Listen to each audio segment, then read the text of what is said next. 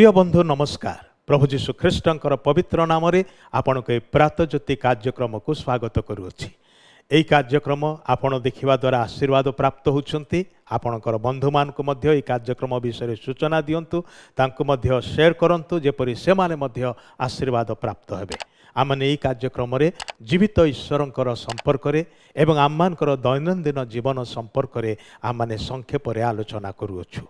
आज मध्य आसु आमने आममानकर परिवार यही प्रसंग को लेकिन अल्प समय चिंता करिबा।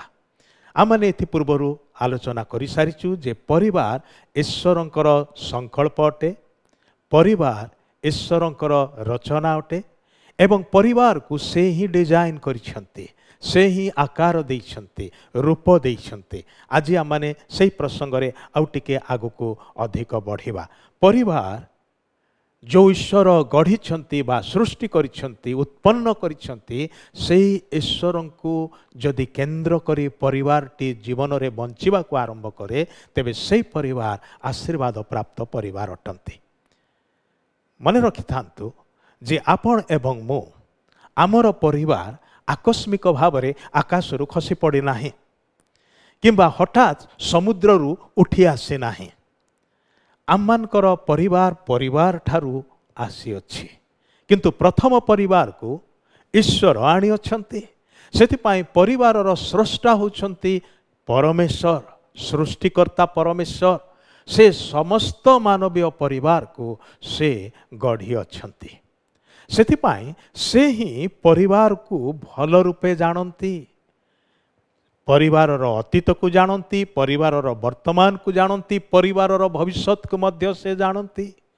कह गले आपणकर व्यक्तिगत जीवनर आमूलचल विवरण ताहांक पाखरे अछि। आपण कौन सब करिसंती, कौन करूअछंती, कौन करिबा को जाउछंती, ए सब से जानते। से जीवित, से सर्वशक्तिमान, से सर्वदर्शी, से सर्वज्ञ परमेश्वर अटंती। अतएव ए सब विषय को से जानती। आ जानती कि पृथ्वी रे थिबा कोटि कोटि कोटि कोटि कोटि कोटि परिवार मध्यरु आपणकर गोटे छोट परिवार हेले मध्य से आपणकर परिवार प्रति मन देवा परमेश्वर अटंती। से मनोयोगी अटंती। आपणकर परिवार को आशीर्वाद करने को चाहती। कह गले आपणकर पारिवारिक दैनंदिन जीवन यात्रा रे से मध्य अंतर्भुक्त हवा को चाहती। से आमान को प्रेम करती। आमान को गढ़ी थिबारु, आमान को सृष्टि करिथिबारु से आम सांगरे आमको बाट देखैकी आमको कढ़े नेबा पाई चाहती। से उत्तम प्रतिपालक भाव रे आमानकर जत्न नेबा को चाहती। आमे बीमार पड़ी गला बेले से आमान को सुस्थता देवा को चाहती। समस्यार सम्मुखीन हला बेले आमान को सेथिरु रक्षा करिबा पाई से इच्छा करती। किंतु कथा होची कौन, से जबरदस्त निज तरफरु जबरदस्त पशिकी सब करती नाही। जेहेतु से आपण को मते एक स्वाधीन इच्छा देइछंती, आ से आमानकर स्वाधीन इच्छा को स्वीकार करती। सेथिपाई से आम्मान को उपरे ए दायित्व छाड़ी देइछंती, जेपरिकी मु आउ मोर परिवार ताहांकर अन्वेषण करिवो, ताहांकर श्रीमुख लोडिबो, ताहांकर चालना लोडिबो, ताहांकर प्रेरणा चाहिबो, ताहांकर उपस्थिति को मागिबो, आउ ताहांकर निर्देश रे ताहांकर वशीभूत हेकी ताहांकर नेतृत्व को स्वीकार करिवो, ताहांकर चालना अनुसार जीवन काटिबो, एहा से इच्छा करती। किंतु एटा आम्मानकर ठारू स्वतःप्रवृत्त भाव रे हेबा दरकार। आमे इच्छा करिके ताहांकु लोडिबा दरकार।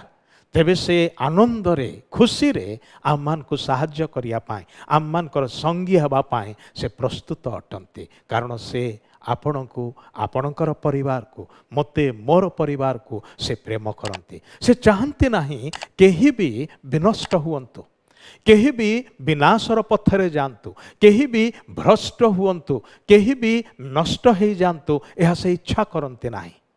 जानते कि अनेक समय आमे ताहांकु लोडु नथिबारु, अनेक समय ताहांकु चाहू नथिबारु, आमे ताहांक ठारू दूर को चली जाउथिबारु ताहांक आखिरु लुह गड़े। से अपेक्षा करती धैर्य धरी अपेक्षा करती आउ से क्षीण शांत स्वर रे कहती मोर लोक मैंने फेरी आस मो निकट को तुम परिवार को कहीं विनाशर मार्ग रे नेउछ तुम पिलामान को जो मान को मु कुनी शिशु भाव रे देली निरीह निर्मल शिशु भाव रे देली से मान को कहीं विनाशर मार्ग रे नहीं जाउछ। बापा माँ अभिभावक माने आम मानकर दायित्व अच्छी आम माने परिवार भाव रे आम माने से सत्य जीवित ईश्वर को खोज जेहेतु से आम मान को गढ़ी से आम मान को जीवन में बंचापी अनुग्रह और सुजोग देइछन्ति आवश्यक विषय सबू देइछन्ति अतएव ताहांकर चालना माने मागु ईश्वर केन्द्रिक परिवार रे परिणत होइजिबा। आमर परिवार ए प्रकार एक परिवार हो जो परिवार रे स्वर्गर परमेश्वर वास करंती बोली कहाजिबो।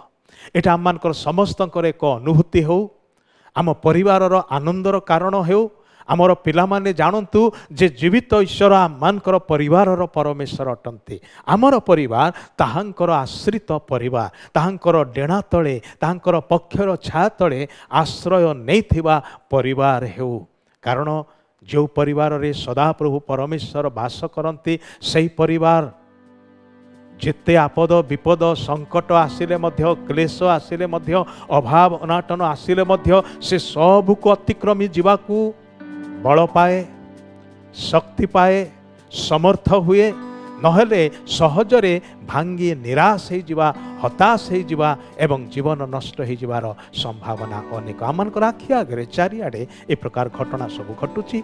आज ही से सत्य जीवित ईश्वर जे कि आपणकर मूल अटंती उत्स अटंती ताहांको निज परिवार केन्द्र करंतु जेतेबेले कि से आम ठारे रहिबे आम संगरे आम मान को साथी देकी बाट कढ़े नेबे ओ आम माने ताहांकर आश्रय रे आश्रय पाई परिबा ताहांकर सुरक्षा आम मान को सुरक्षित रखिबो।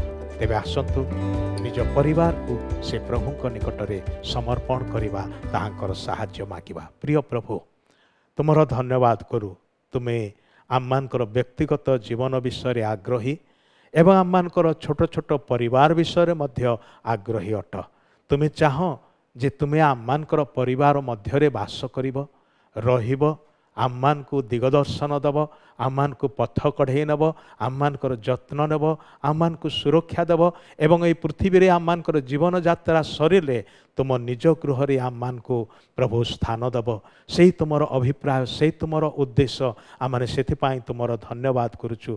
तत्संगे संगे निजको निजर परिवार को तुम चरण तले समर्पण करुचु आउ तुमको निवेदन करुअछु प्रभु तुम्हें आम परिवार को आस आम परिवार मध्य वास कर आम मानकर प्रत्येक जनकर अंतर हृदय मन मध्य तुम्हें ही वास कर एवं तुमको व्यक्तिगत भाव में पारिवारिक भाव में प्रतिदिन अधिकरु अधिक निबिड़ संपर्क रे जानिबा पाई साहाय्य कर। गौरव महिमा तुमको दे यीशुंकर प्रिय पवित्र नाम रे एई प्रार्थना उत्सर्ग करुअछु आमेन। बहुत बहुत धन्यवाद। प्रभु आपनको आशीर्वाद करंतु।